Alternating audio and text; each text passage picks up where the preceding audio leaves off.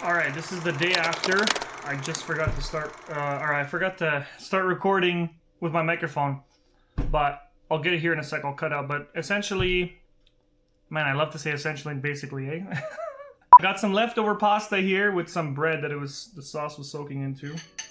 And this is the day after the big first consulate day. And boy, oh boy, it was a day because there was a lot of nervous energy, a lot of just nerves in general, anxiousness, whatever. And yeah, I think I'm feeling, relatively good about it though. Like, I'm feeling actually, pretty much good about it. Yeah, gonna get my microphone now because I'm an idiot, never get it. Okay, so this was just a little bit of a test to see if I turn on the microphone and then I instantly press record, if it'll like quick connect or like connect real fast. And it pretty much did, so hell yeah. Mic Mini version 1, I'm pretty sure. I don't think it's the newest. I don't think it's one of the newer versions. Proper intro with the mic. So this is, like I said, this is day 2. Well, day 2. More just the day after going to Toronto, going to the consulate for the very first time, any sort of other consulate than the Polish consulate that I've been to in a totally different part of Toronto. I'm trying to remember if it was the Polish embassy or the consulate. I believe it was the consulate though, because I feel like the embassy is a much more official spot. So back here we are. Okay, my initial thoughts are pretty much the same as yesterday. Like it was building up, like the anxiousness was building up to that day, and making sure the documents are right, and then when I get there, and then one of the first things I'm kind of told is that, oh, like there's not enough detail in your itinerary here. It's like, oh, okay, well, man, like I thought I put like, a good amount. Like I didn't put, very little. I thought I put a pretty good amount. And obviously the statement of purpose was like a whole letter. Like I did a whole letter. I didn't just do like a little message to the immigration officer, consulate general, whoever authorizes that stuff. So 3 things I want to talk about. So getting there and like getting back to wherever you live, like just kind of, commuting there, getting there. Provinces, so Vancouver, so British Columbia, Alberta, and Ontario. There's no other location. So if you don't live in one of these provinces, it's like you have to fly in and then, take a train while you're here, or like get a hotel or something, right? Which is kind of expensive. So definitely take that into consideration if you live outside of those provinces. If you do live in those provinces though, and you hopefully live close to the main cities. So if you live near like Vancouver City, Edmonton, or Toronto in Ontario, you're pretty much fine. Like if you've ever been to your main city or you live in the actual main city, you're pretty much fine. If you live outside of those, it can be probably most likely tough for you to like actually like come in, do the process, and then like have like basically if you're working, if you're studying, or whatever the case may be, if you're busy in life, it's definitely going to be a little hard because you have to like take time out of your week. Like you have to basically take like a part of your week to actually fly in or like road trip to the city, and then or into the province, which then into the city if you're in a different province. Like unlucky if you're in Manitoba or Saskatchewan, just unlucky, dude. Or like out in the east coast of Canada, like Nova Scotia, New Brunswick, that area, or even Quebec, So here we go. So 3 things I want to talk about. Second thing I want to talk about is the application itself. Before even going there, definitely put thought into your statement of purpose, even though they didn't really ask me anything about that. Obviously I had it typed out, so it's like hard to like actually edit and put more information there. I guess I could have put it at the back, but I think they saw kind of like from the first paragraph, it's like, okay, he's explaining a lot about himself and why he wants to go and this and that.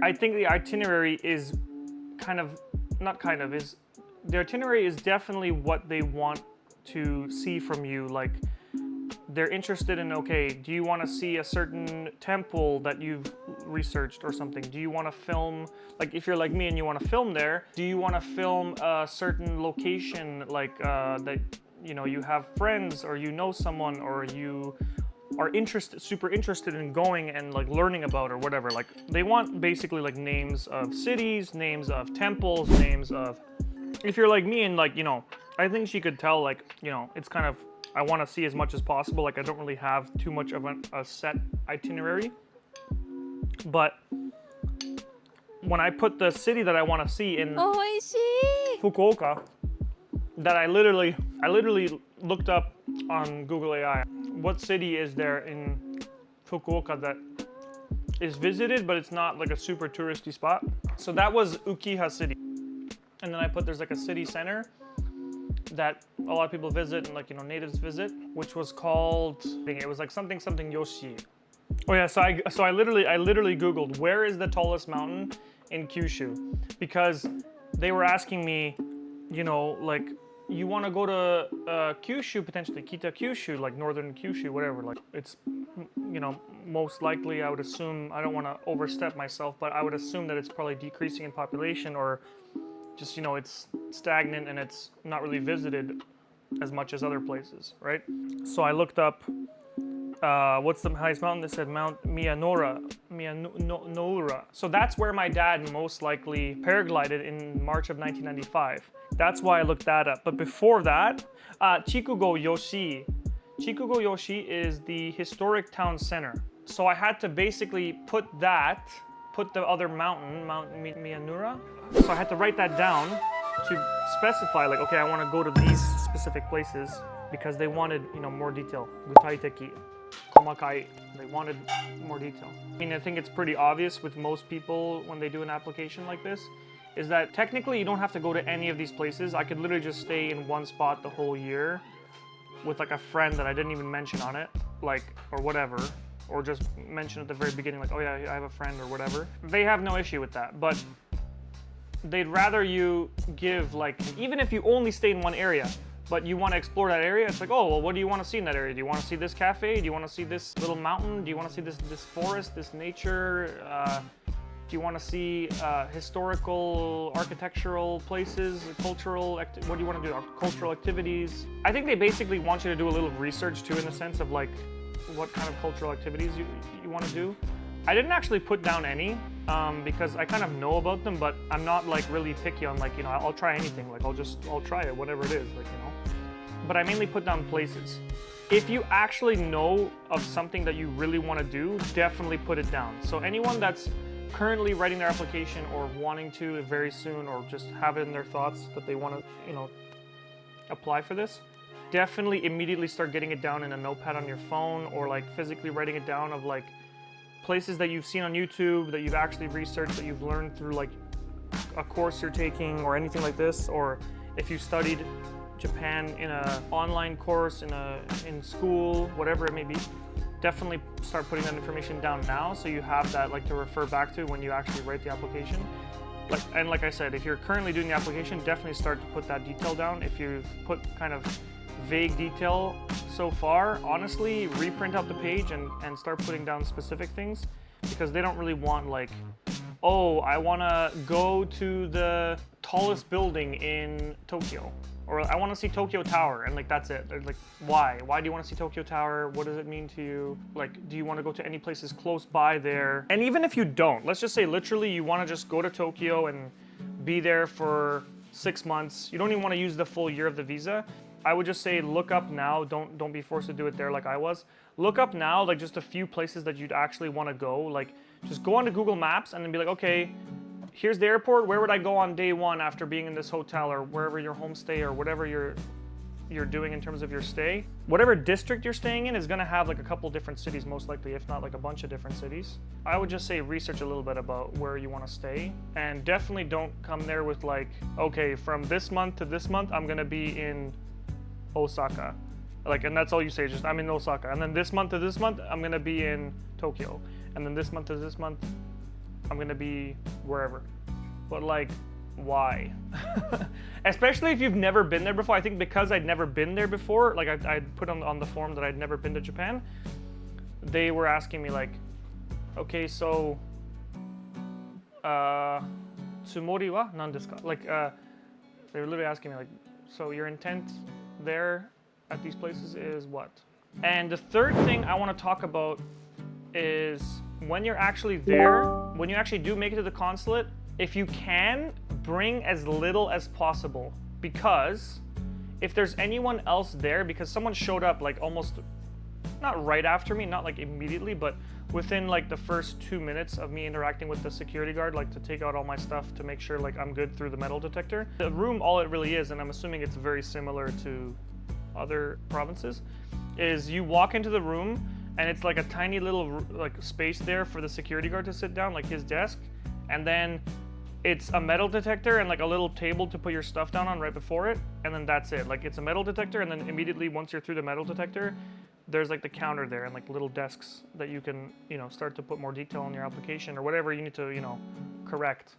So I showed up with my school bag, which is like just, you know, a perfect bag in my opinion. I could fit my water bottle, could fit my documents nicely, and, you know, my camera and whatever else. But if you need like, I don't know, just anything beyond like water bottle, wallet, your documents, slow you down a little bit to an extent. Because like I said, if there's anyone behind you in line, because, you know, obviously it's going to be like a line, right? Because the security guy can only let in one person at a time. You just don't want to be like holding anyone up. Now, that being said, if the appointment is early, like if the appointment is like 9:30 a.m. in the morning or like 10 a.m. in the morning. So if your appointment is like 9:15, 9:30, most likely not many people will be there yet for any appointments. That's just me kind of assuming and from other videos I've seen. It's a little bit complicated because, like I said, if you show up with very little detail, you're gonna have to be sitting there writing it down yourself. And, you know, straight up, like if your handwriting isn't great and you're just like a slow handwriter or like you write too big, the paper is tiny. Like the space that you have to fill out there is super tiny. Like I said in my initial thoughts on the day of, put it into a smaller font and just type out a bunch. And then if need be, you could write like on the bottom little area or on the side, like little extra details, or at the back. But yeah, no, an extra maybe bonus fourth thing would be, if you can speak Japanese, definitely tell them that. Like definitely, like, you know, if they ask you like, oh, can you speak? Then like, you know, go ahead and like, you know, go crazy, go stupid. Like, you know, just go crazy. You might as well show them your ability in Japanese. I'm gonna be really honest. I don't think the lady that was handling my my visa was like putting that as a comment on her end as the first initial person looking at the visa. But I think it's kind of like a good gesture to them to be more open to, like, if you made a mistake on the document, or like, not a mistake, but like, you know, didn't put enough detail or whatever. I don't know. Once I filled it out with a lot of detail, she was kind of like, okay, you know, he can speak, and okay, it's pretty filled out now, so looks good. And yeah, dates. I should say dates. Your initial dates, if you have dates in mind of when you're gonna go, definitely put those down. But yeah, other than all that, I mean, it was super chill. Like the security guy was like, oh, it's okay to like to tap the bell, and like no one used the bell when I came in because it was just, you know, it just felt like kind of rude to like tap a bell at a consulate. Like, and I don't think attire fully matters either, because a lady came in like almost right at the same time as me, and she was like kind of really happy to be able to speak Japanese with somebody. She was like, you know, nagai jikan atte Nihongo zenzen hanashimasen deshita. Like, I haven't been able to speak Japanese for a long time, and so she was like really happy to actually speak it with somebody for a little bit. I really didn't listen in too much of what she was applying for, but she was definitely, you know, like I said, happy and excited to be there. And then I even met a little family, new family. The baby looked like maybe only a year old, super cute baby. Introduced myself to those people, and it was really fun speaking a little bit of Japanese that day. And, you know, using keigo, arigatou gozaimashita, like making sure I was speaking politely, and, you know, business speech almost in a sense. I slipped up a wakata, like a a casual wakarimashita, but I don't think they were too like caught off by it. They knew I'm a learner. They didn't think like immediately like, oh, he's fluent. They just knew that I'm pretty good for, you know, 10 months. But yeah, super long-winded video. Hopefully this gets across the like 3 main points about getting there, actually writing up with the application, and like what it's like when you're there in person, and the feelings you can have. Definitely don't be as nervous as I was. I feel like I got way too anxious over like no real reason. Like the security guy was chill, the ladies like there were super chill. But if you're not fully prepared, definitely it can catch you off guard when they ask you for more detail. And I'm assuming that's usually what they ask. I don't think there's like any real thing. Oh, actually, funny thing I'll mention right here at the end. I didn't actually put it, like I didn't actually sign my passport. So when I got there, they're like, oh, you have a new passport. You haven't signed it. I was like, oh, oh, yikes.